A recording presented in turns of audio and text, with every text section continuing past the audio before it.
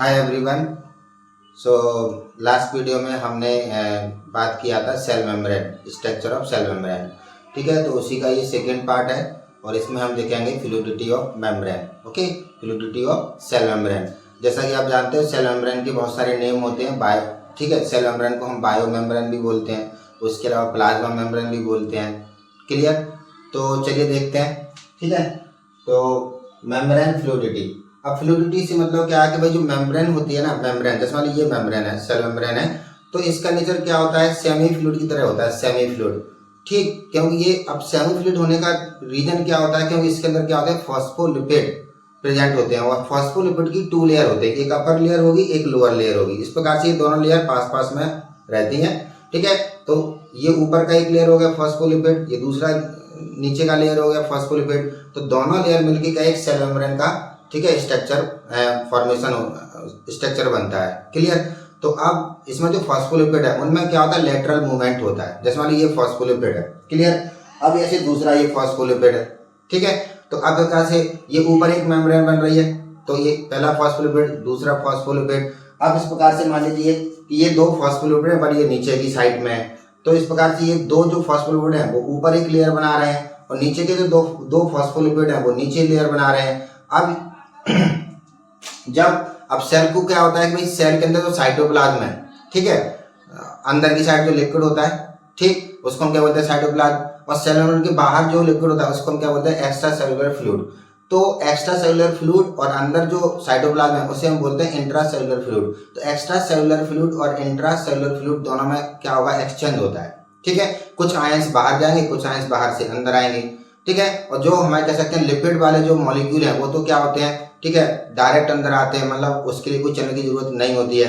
तो ये जो फॉस्फोलिपिड है इनमें क्या होता है, मूवमेंट होता है। ठीक है, तो मान लीजिए ये साइड में हो गया, ये साइड में हो गया, तो यहाँ पर क्या है, एक रास्ता बन गया। उससे क्या होगा कि मतलब चीजों का एक्सचेंज आसानी से हो जाएगा। ठीक है, तो ये जो लेटरल मूवमेंट है, ये जो लेटरल मूवमेंट है किसमें, फॉस्फोलिपिड में। फॉस्फोलिपिड की बाइलेयर होती है, तो उसी लेटरल मूवमेंट के कारण, ठीक है, हम बोलते हैं कि मेम्ब्रेन में क्या है, फ्लूइडिटी है। क्लियर? चलिए, तो आप देखते हैं quasi fluid nature of lipid. ठीक है, लिपिड का कैसा नेचर है, क्वासी फ्लूइड, मतलब सेमी सॉलिड या पार्शियली सॉलिड। क्लियर? तो quasi fluid nature of lipid molecules enable, ठीक है, quasi fluid nature of lipid molecule जो इनेबल करता है किसको, लेटरल मूवमेंट ऑफ प्रोटीन। ठीक है, तो इससे क्या होता है, मूवमेंट का जो प्रोटीन होती है ना, ठीक है, उनका लेटरल मूवमेंट हो सकता है। अब कुछ प्रोटीन क्या, ठीक है, जो कुछ प्रोटीन का सबसे ऊपर होते हैं उनको हम बोलते हैं पेरिफेरल प्रोटीन। कुछ प्रोटीन क्या होती है, इम्बेडेड होती है, कुछ पार्शियली इम्बेडेड है और कुछ कंप्लीटली इम्बेडेड है।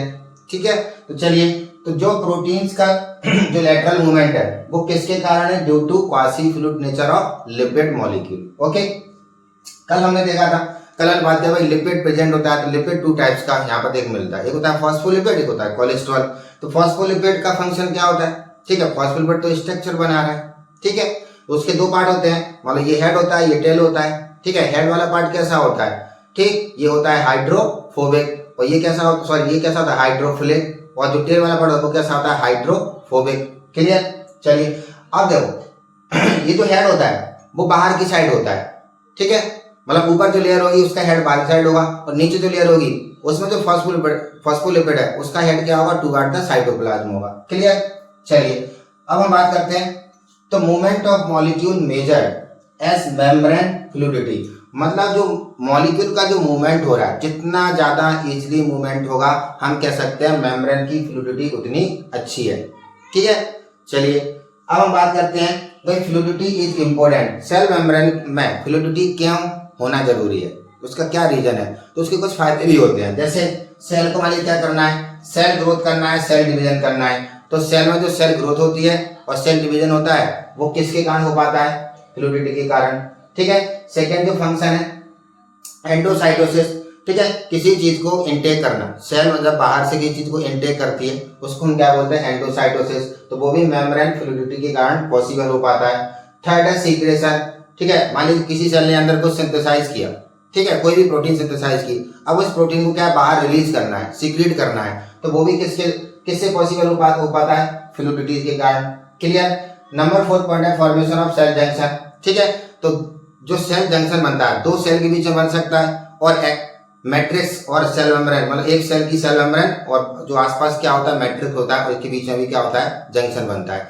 तो जो हमारे सेलुलर जंक्शन होते हैं means cell junction between two cell, ठीक है, तो वो भी जो जंक्शन बनता है उसमें भी किसका रोल होता है, मेम्ब्रेन फ्लूइडिटी का।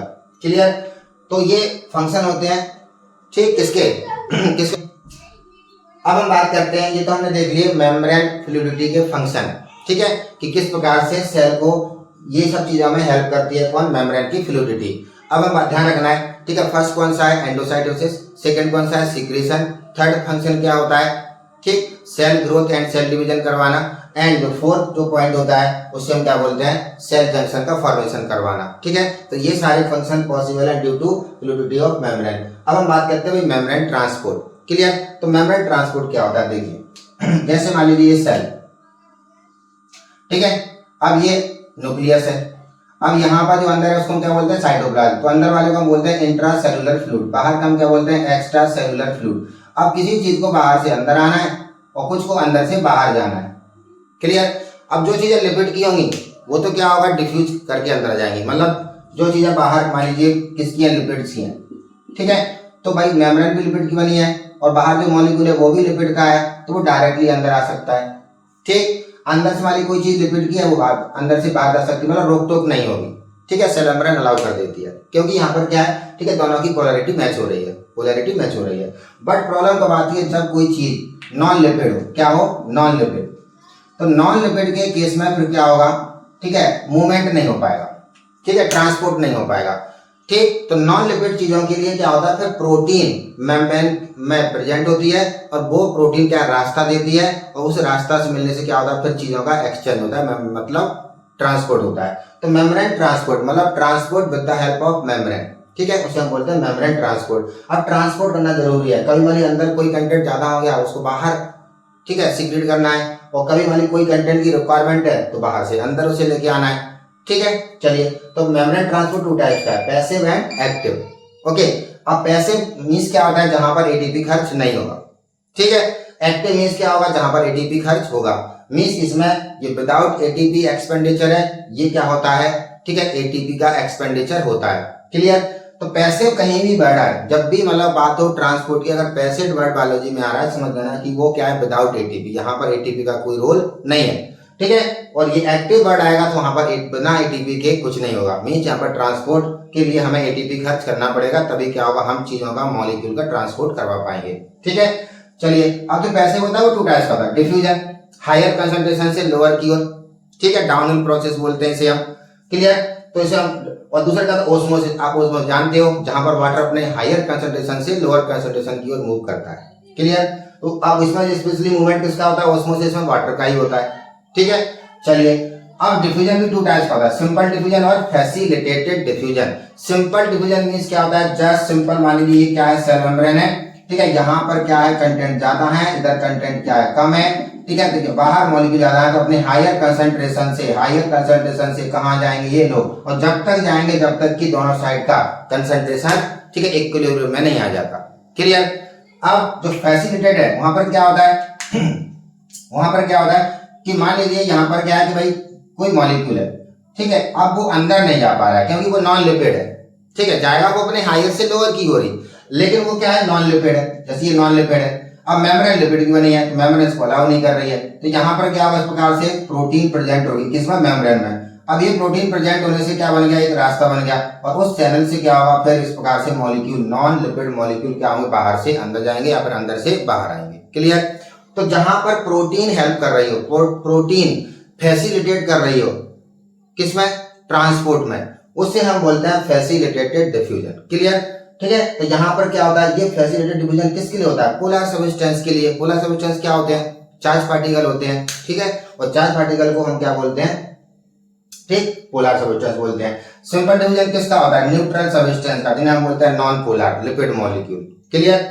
चलिए, अब हम बात करते हैं एक्टिव ट्रांसपोर्ट। एक्टिव ट्रांसपोर्ट हमेशा फ्रॉम लोअर टू हायर होता है। पैसिव ट्रांसपोर्ट है, डिफ्यूजन है आपका हायर टू लोअर होगा, डाउन प्रोसेस बोलते हैं, क्योंकि हायर से क्या लोअर कंसंट्रेशन की ओर मॉलिक्यूल्स क्या करते हैं, मूव करते हैं। बट एक्टिव ट्रांसपोर्ट क्या होता है, एक्टिव ट्रांसपोर्ट में आप देखोगे तुम्हारे इस प्रकार से ये मेम्ब्रेन है, ठीक है, यहाँ पर क्या है, मान लीजिए 4 मॉलिक्यूल है और यहाँ पर मॉलिक्यूल क्या है, बहुत ज्यादा है, मान लीजिए यहाँ पर कितना है 50। फिर भी सेल चाहती है कि बाहर से मॉलिक्यूल और अंदर आए, ठीक है। तो यहाँ पर क्या होगा, एटीपी का एक्सपेंडिचर होगा, ठीक है। उस एटीपी एनर्जी को यूज करके हम लोअर कंसंट्रेशन से हायर कंसंट्रेशन की ओर मॉलिक्यूल का ट्रांसपोर्ट करते हैं, ठीक है।